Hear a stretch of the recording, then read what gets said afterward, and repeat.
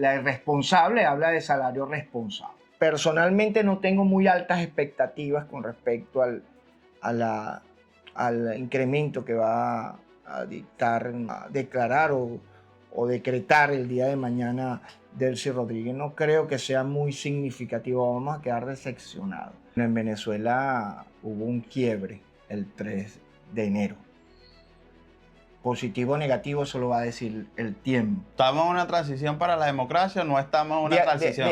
Las transiciones, fíjate, Marcos Rubio, ya que me toca el tema del transicional, el Marcos Rubio le gusta mucho la transición española. Una transición hacia la democracia comienza con la libertad de los presos políticos. Hemos visto en estos últimos meses que las personas están saliendo a la calle a dos cosas. Primero, a reclamar el tema de la luz, que son, vamos a decirlo así, protestas espontáneas que se hacen en comunidades que duran 5 o 6 días sin luz, y las protestas que podemos decir que tienen un tipo de organización.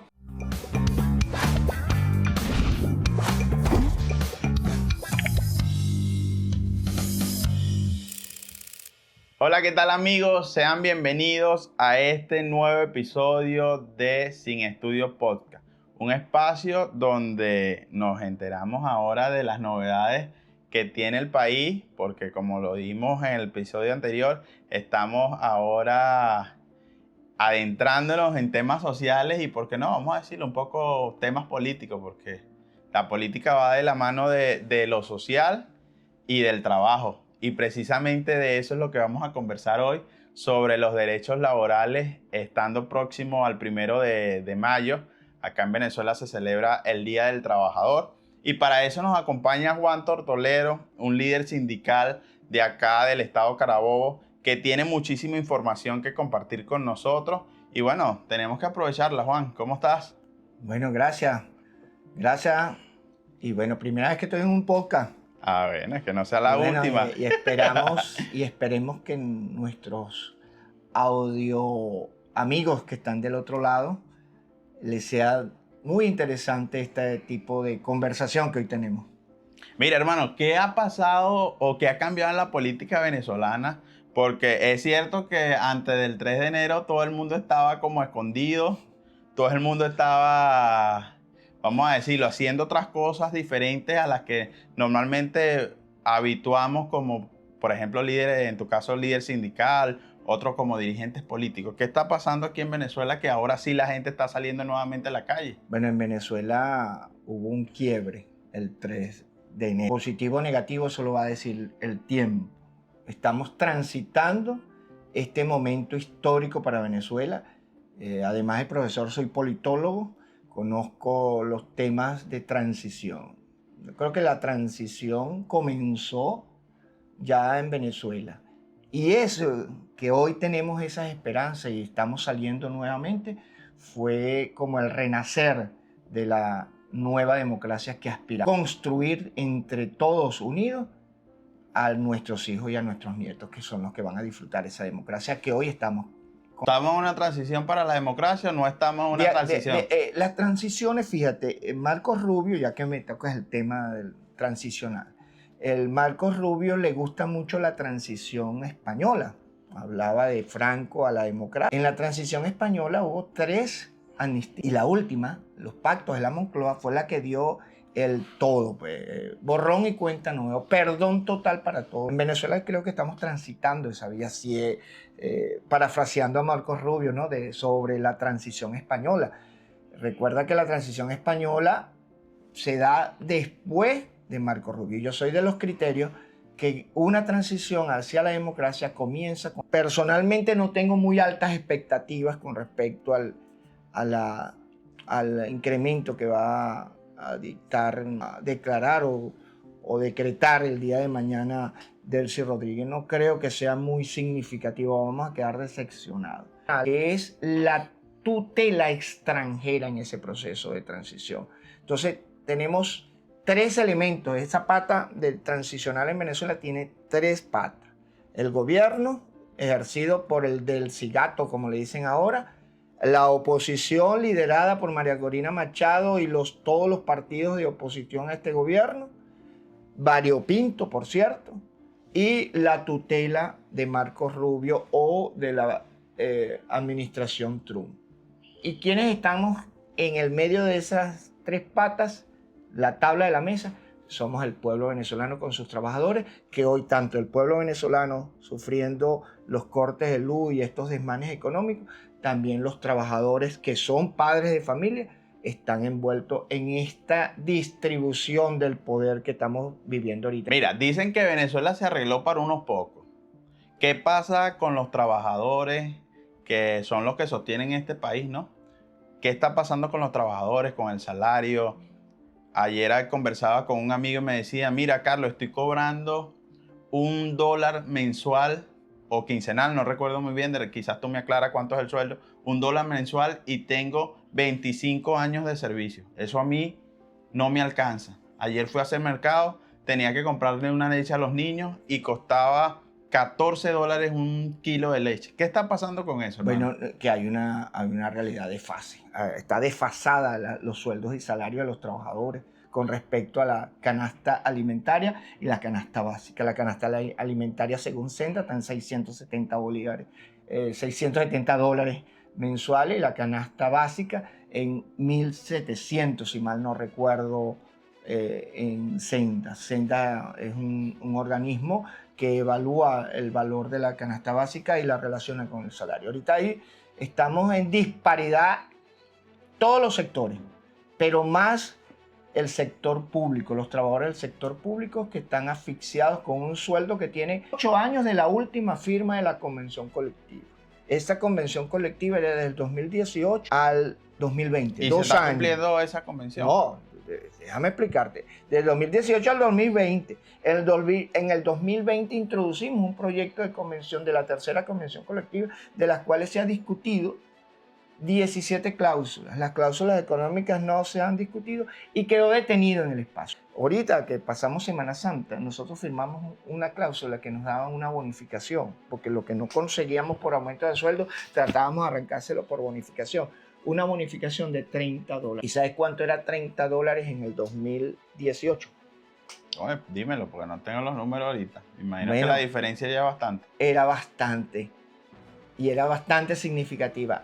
Hoy, con la pérdida de 8,90, creo que es desde el 2018 ahorita, quedó en 12.6 bolívares el bono de vacaciones de Semana Santa. Entonces, ahí ves tú la disparidad. O sea, crece la canasta alimentaria y la última firma de aumento de salario la hizo Nicolás Maduro hace 4 años. O sea, tenemos 4 años que no se aumenta el salario mínimo a los trabajadores, que hoy en día está en 130 bolívares, con un paliativo que es variable de acuerdo, porque hay trabajadores VIP y hay trabajadores que no son VIP. Los trabajadores VIP ganan 150 de bono de guerra y los jubilados y pensionados, los jubilados ganamos 130 y los pensionados al Seguro Social mucho menos. Yo pensé que me ibas a hablar de la élite que controla no. el sistema.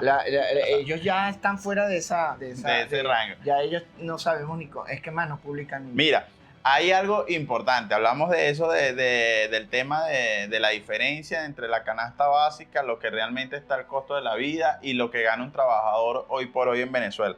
Pero la presidenta Delcy Rodríguez acaba de anunciar que, bueno, que va a haber un aumento de salario, un aumento que ella lo califica como un aumento realista, que no va a ser peor la cura que la enfermedad. Entonces, hay expectativas, y antes de hablar de las expectativas, ¿cómo se ha llegado a forzar eso? Porque hay gente que hemos visto en estos últimos meses que las personas están saliendo a la calle a dos cosas.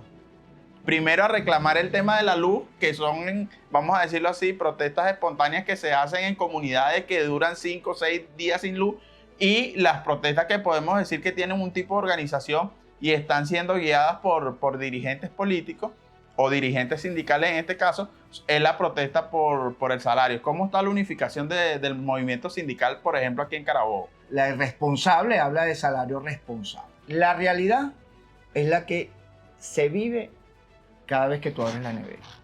De todos los empleados y todos los venezolanos, a excepción de aquellos que tienen unos ingresos que no son salariales, que son de las pocas empresas que han sobrevivido a este diasma. personalmente no tengo muy altas expectativas con respecto al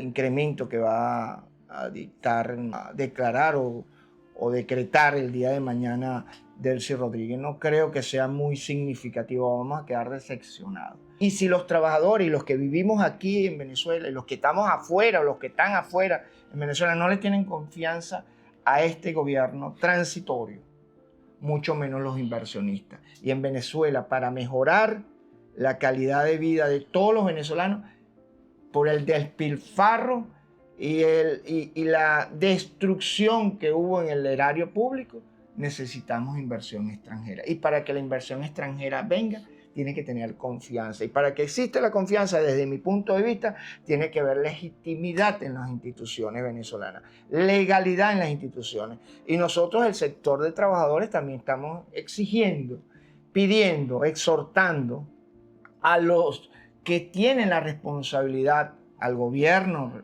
nacional presidida por Delcy Rodríguez, que para la solución de Venezuela necesita pasar sí o sí por unas elecciones limpias y transparentes para que Venezuela comience el resurgimiento económico y esto pueda mejorar. Pero más allá de eso, imaginemos que esa solución va a ser a largo plazo.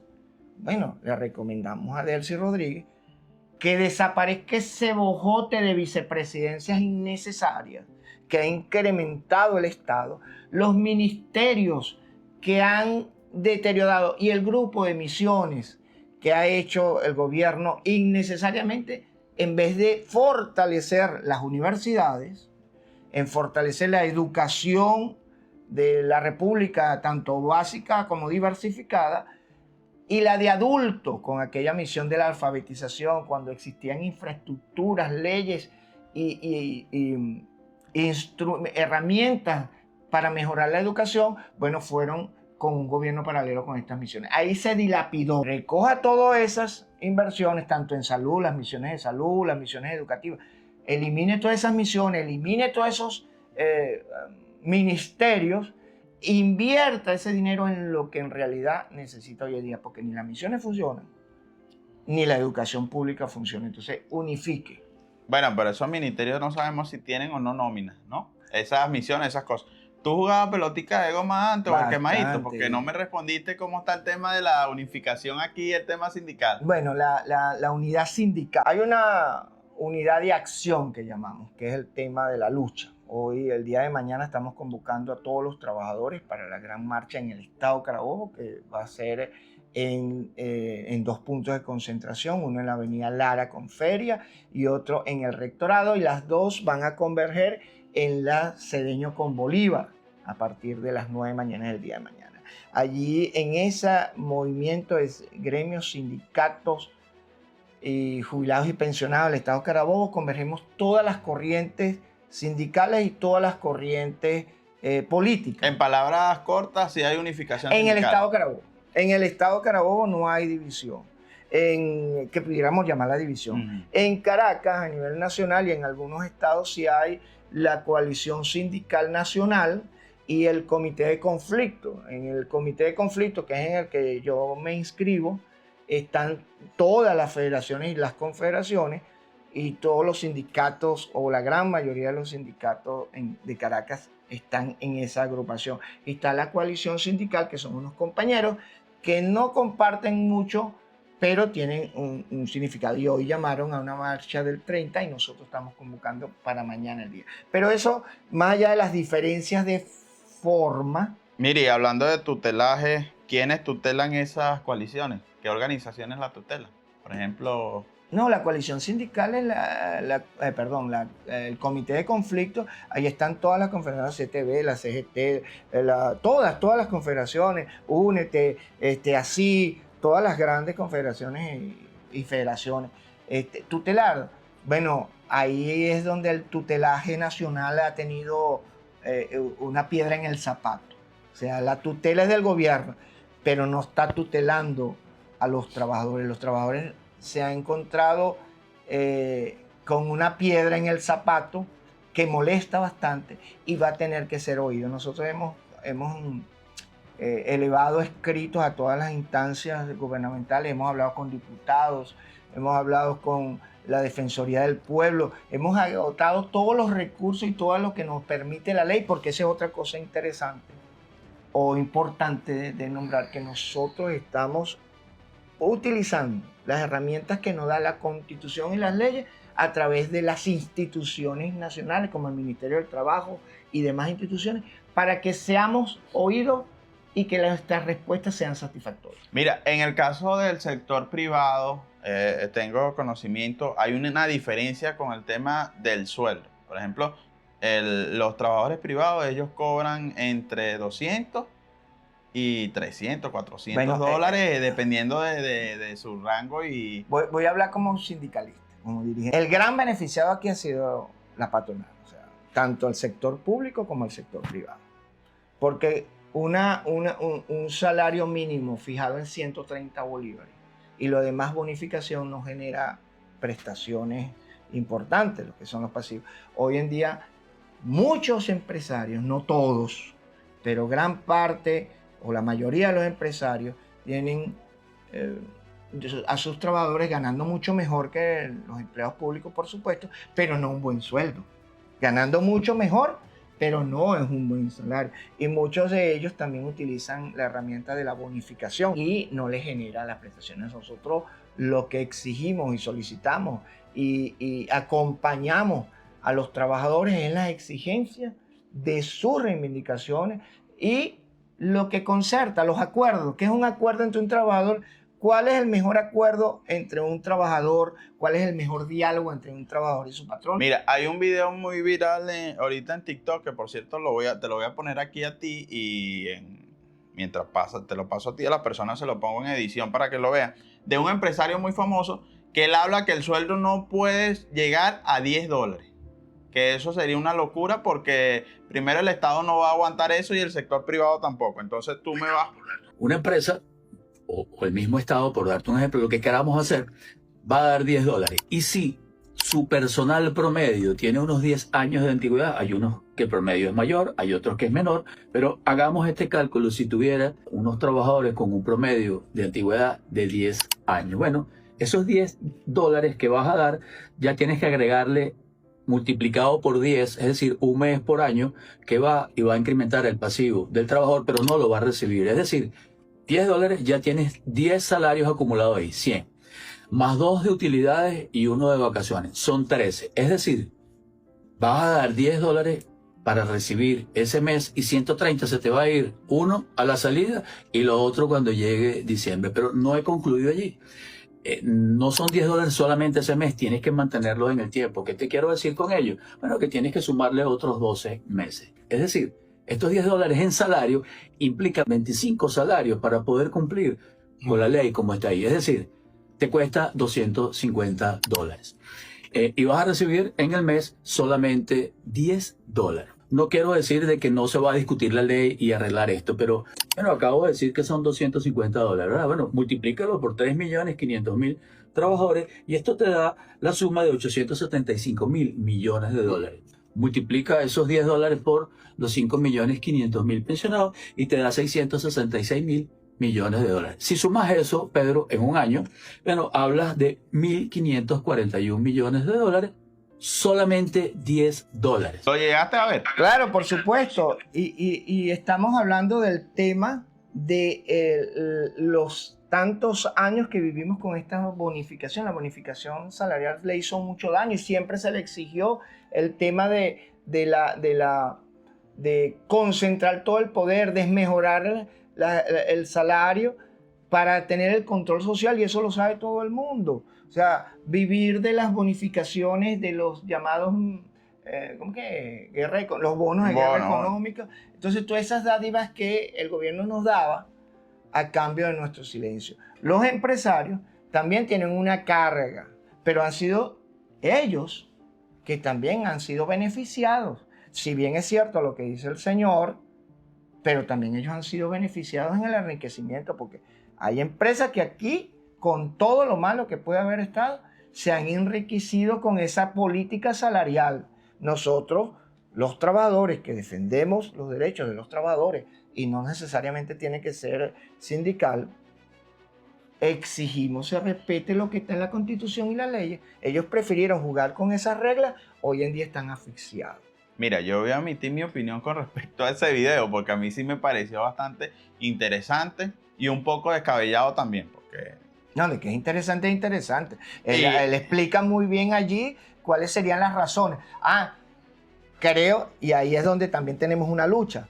No, yo creo que él explica sus razones, no las razones reales de la economía venezolana. Porque, ¿qué pasa? Nosotros estábamos acostumbrados en Venezuela a tener un sueldo que rondaba los $300. El sueldo base, que vamos a decir, era la persona que menos cobraba en el país, el nivel bajo era ese. Ahora bien, hoy por hoy, con conocimiento de personas que me dicen que están cobrando $1, ¿verdad? Mira, imagínate la desmejora que ha sufrido el trabajador venezolano base, y esta persona tiene 25 años de servicio. Ahora bien, este señor dice que no se le puede aumentar $10 a un trabajador, ni en el sector público ni en el sector privado, porque... por los pasivos laborales que eso va a generar. Exacto. Entonces, al final de todo, de todas cuentas, oye, está bien, pero el sector privado, ¿por qué tiene costos tan elevados? Por ejemplo, hablábamos de la leche, de un kilo de leche, $12.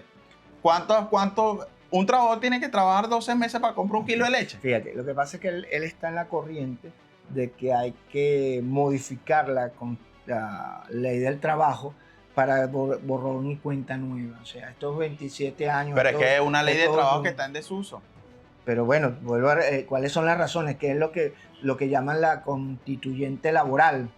Que es para eliminar las prestaciones sociales, palabras más, palabras menos. Ellos utilizarán eufemismos para disfrazar el tema real, que es eso. Ellos lo que quieren proponer es hacer una nueva ley de trabajo que diga, empezamos a partir del 1 de mayo de este año, si hay un aumento significativo. Y todo lo que está atrás se queda atrás, borrón y cuenta nueva. Empezamos de cero con las prestaciones sociales. Y los trabajadores decimos, alto ahí,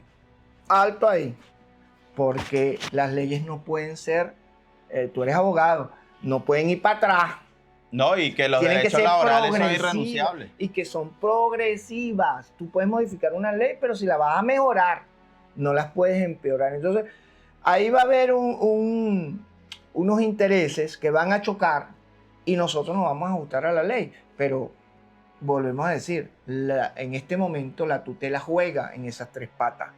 Vamos a ver quién de esa fuerza, porque nosotros somos la tabla de esa mesa, el pueblo y los trabajadores. Las patas se están moviendo. Las patas de la mesa, disculpe. Vamos a esperar no, nosotros vamos a hacer lo que a nosotros nos corresponde. Los empresarios están haciendo lo que ellos consideran que deben hacer, y el gobierno, que es el que debe garantizar el bienestar de todos los venezolanos, es el llamado a darle respuesta a esas dos patas que tiene. Y la tutela tiene que jugar porque se va a encontrar con una pared que son los trabajadores. Mira, pero esas patas, vamos a organizar las patas. Esas patas son el sector privado, el sector público y los trabajadores, lo que llamamos... No, esa es la tripartita. Ajá. Esa es otra cosa. Estamos hablando de la tutela. Okay. La oposición tutela... y el gobierno. La tutela, el gobierno y la oposición. Entonces, ahí tiene... Lo que pasa es que he hablado de varias tutelas. Hablaste de la tutela americana. No, la tutela es la tutela americana. La administración Trump en este momento, el del Cigato y la oposición a la cabeza de María Corina Machado, ¿no?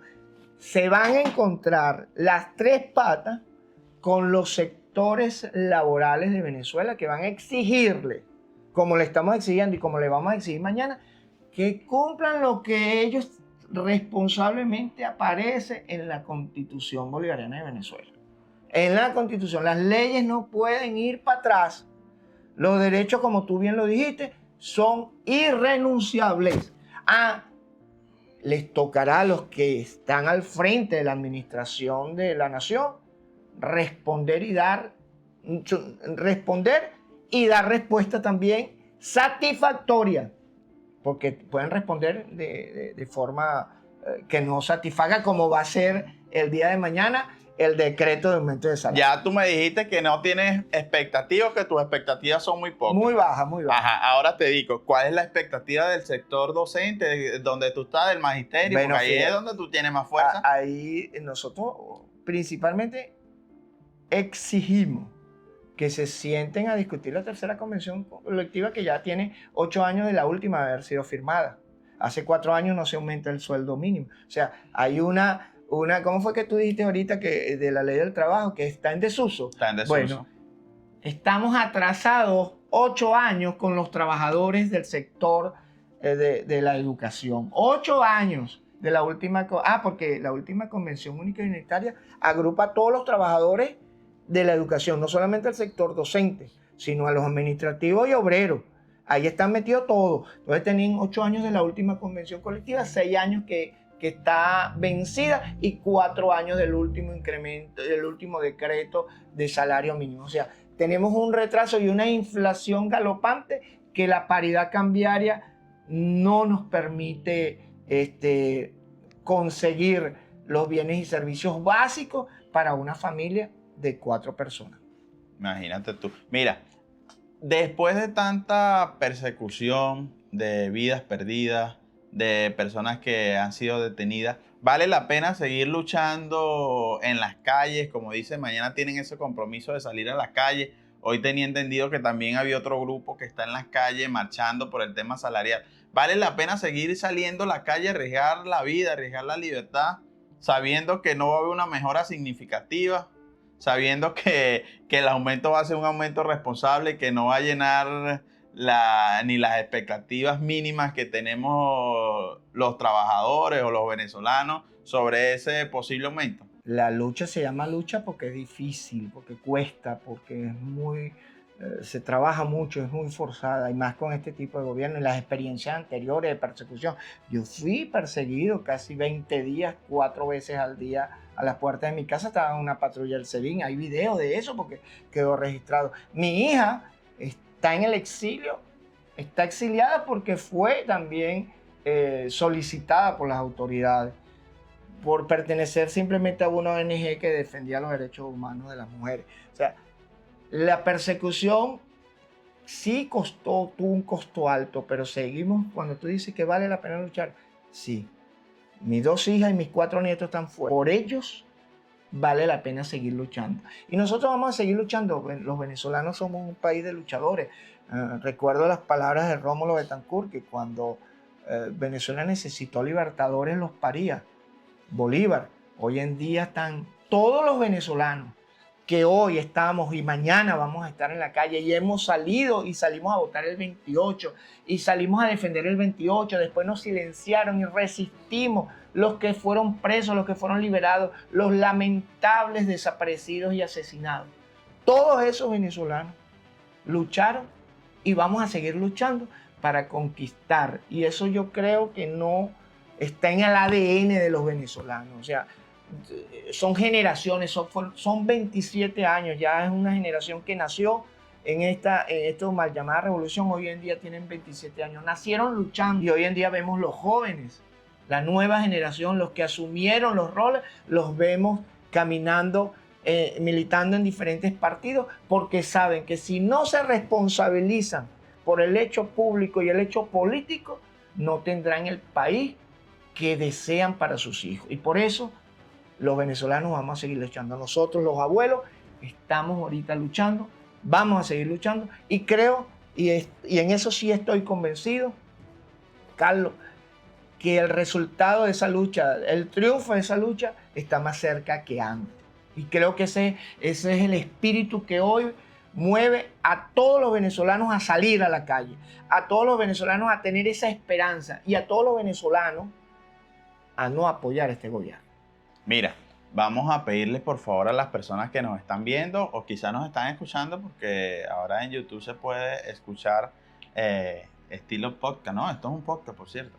Que si llegaron hasta aquí, por favor se suscriban y compartan esta información que quizás puede ser útil para las personas que les gustan estar informados sobre estos temas que son tan relevantes e importantes. El primero de ellos es el rol de la juventud en Venezuela sobre todo aquí en Carabobo, ¿qué está pasando quizás en la universidad? ¿Se están llenando las aulas con nuevos docentes o simplemente pasa lo que pasaba anteriormente, que un joven prefería quizás, no sé, dedicarse a cualquier otra cosa que durar 5 años en una universidad para salir como educador y posteriormente, bueno, enfrentarse a esta realidad que hoy vives tú y que viven cientos de educadores en Venezuela, que el sueldo no le alcanza para vivir y que tienen que hacer 1001 cosas para poder sustentarse ellos y su familia? Bueno, en Venezuela la crisis política, económica y social generó en el deterioro de todas las profesiones